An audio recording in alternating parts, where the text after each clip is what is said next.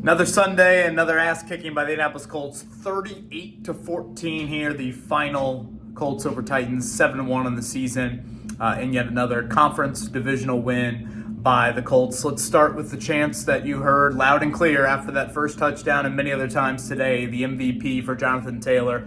You know what's different this year about Taylor?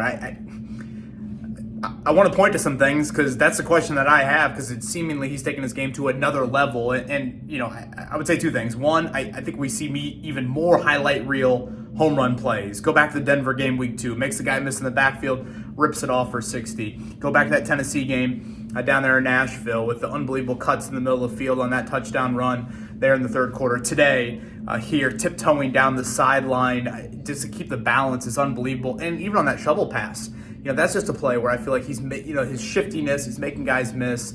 It's very, very special. MVP weighs to the quarterback way too often. Most valuable player or best player?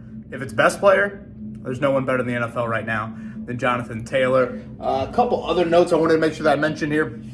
Shout out to Michael Pittman Jr. It's kind of wild. The Colts offensive balance has been so good this season. They haven't had a 100-yard wideout or tight end. They should have had one today. Had the game been closer, Pittman would have got that. 8 catches, 95 yards for him on 9 targets. One of the best catches I've seen from him. That touchdown that he had there with the pass interference penalty against the Titans cornerback, just unbelievable by Pittman. And you know, he had a couple of those today, impressive catches, and I thought just a really, really nice day for number 11. Daniel Jones, I think the credit there is like he's raised the bar. Like I thought today was kind of ho-hum. You know, third quarter, he makes a couple big plays. Second quarter, a little rocky. You're identifying some pressure and kind of trying to play with that. But then you look at it at the end of the day and you're like, 3 touchdowns, you know, great yards per attempt, no turnovers.